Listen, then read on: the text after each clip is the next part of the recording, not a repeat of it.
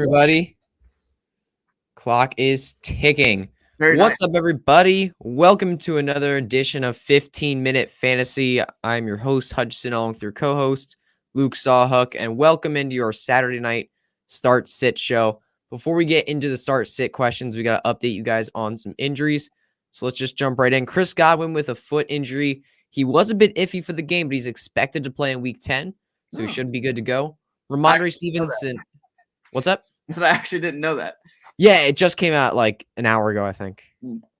Ramondre Stevenson, hopeful to clear concussion protocol by Sunday. So we'll see about him. I think he's actually a solid start if, because Damien Harris, here's the next thing below. Damien Harris is out. So if Stevenson's starting, he's a solid start. Chase Edmonds lands on IR. So he's going to be out for at least 3 weeks. So James Conner definitely gets a bump up now that we know, Chase Edmonds is going to be gone for a while. This one's really sad. Robert Woods tears his ACL in Friday's practice, and he's gone for the entirety of the season. That's depressing, man. I was really excited to see. That's sad. In Cup. Yeah. So Cooper Kupp doesn't really get a boost, but OBJ gets a really nice bump here, and Van Jefferson also gets a really nice bump here. Van Jefferson's back from the grave. I thought he was dead, man. He's okay now. He's back, yeah. Zach Moss clears the concussion protocol, so he's going to start this week. Aaron Rodgers returns to the Packers. So, because of this COVID situation, will start on Sunday against the Seahawks. Chris Carson with his neck. There was hope he could play, but he was ruled out for Week 10, so he's not going to be playing. Amari Cooper remains limited on Friday, will play in Week 10, so he's going to play this game.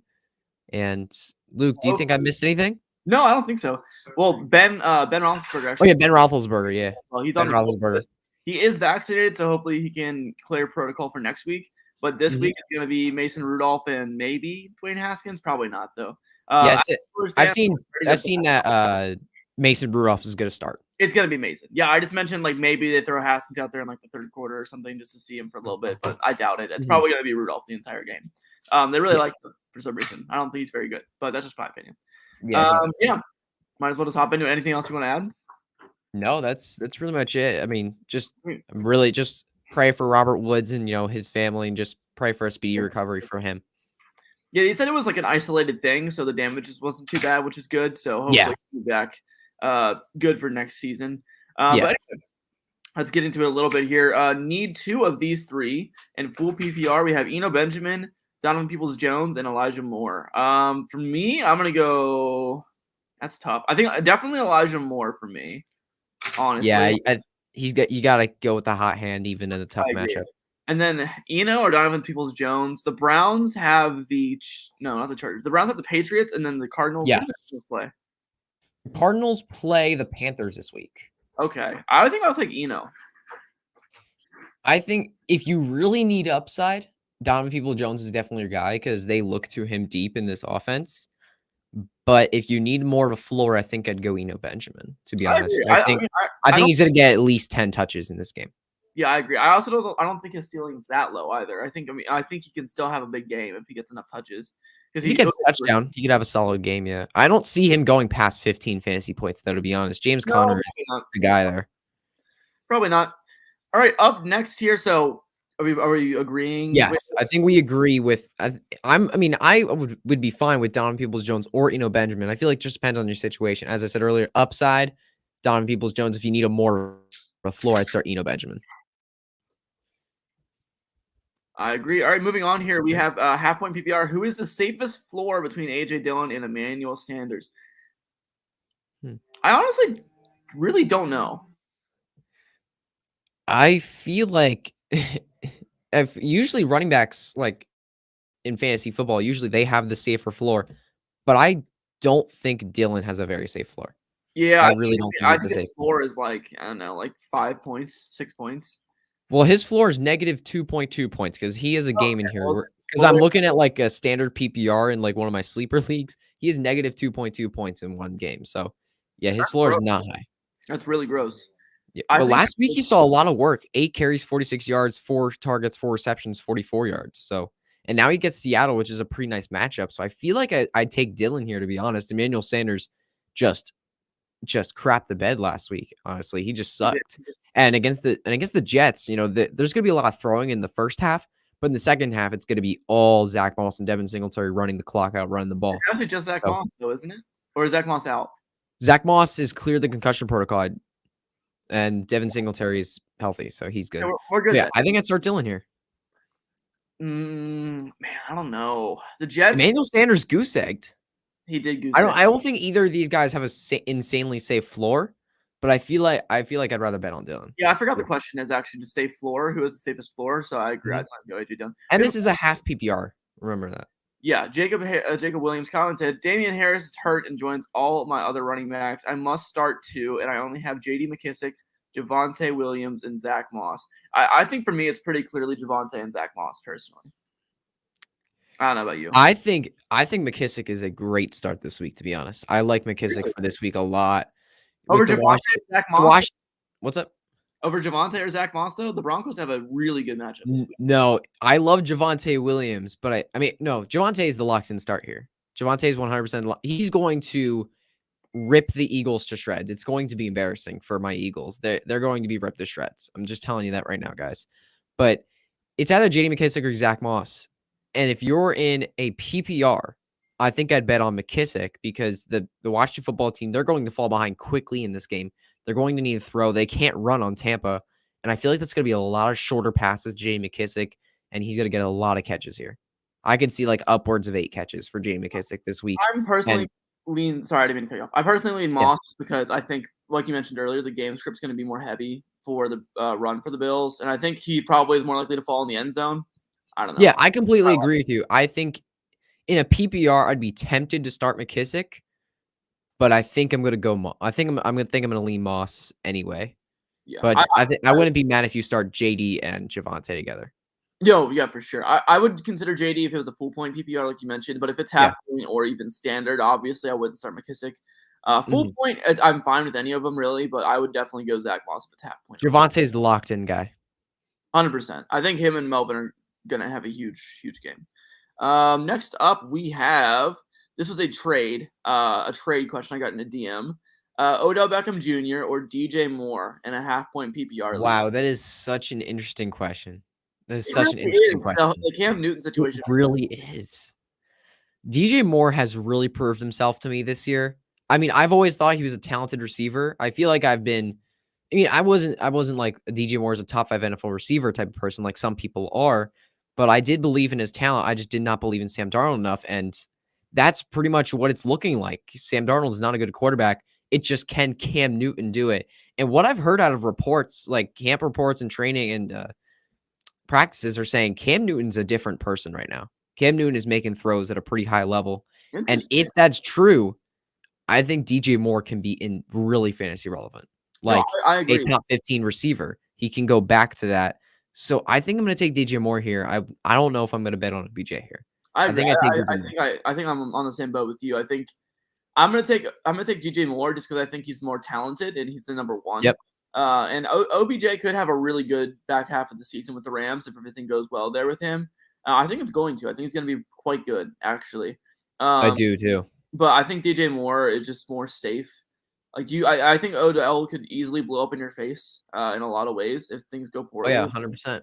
But DJ Moore, you know what you're getting. So I prefer Moore. Yep. Personally, we have a question here from Spencer Werner in the chat. Who is your dynasty RB1? For me, it's not even an argument. Jonathan Taylor's in his own tier. Okay, that's funny you bring him up. So a few weeks ago, I tweeted that he's like my RB6 because I hadn't seen much of him this year, but he's exploded the last few weeks. Jonathan Taylor, yeah, he is exploded. He's really entered the conversation for me, honestly. Like I want to give it to McCaffrey still, just because he's been so good over so long, but the injuries are concerning. No, man. So he's breaking down. Dude, I think I'm gonna. Oh, Spence. Thank you. I didn't Spencer. Yeah, I didn't even know that was Spence either. What's up, man? Dog. I thought that was a random guy. Yeah, same. Yeah. Oh, he's gonna be mad at you then because he's gonna be happy with me. He's gonna be very happy with me with what I just said. No. I really need to update my dynasty rankings actually because I still have JT at like 5 or 6, and I need to bump him at least to number 2. I don't know if I can stare down JT over CMC yet. I'm getting there. It might be time. It might be time. He's in his own tier for me, honestly. There's just no second place to me. To be honest, there's no close second. Jacob, yeah, you see that? Jacob's seeing Yeah. this is his burner account.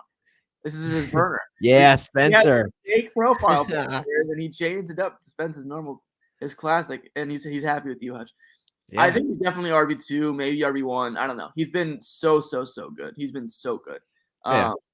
I think right now he could possibly be the best NFL running back that's playing right now. That's actually playing on the field. Maybe.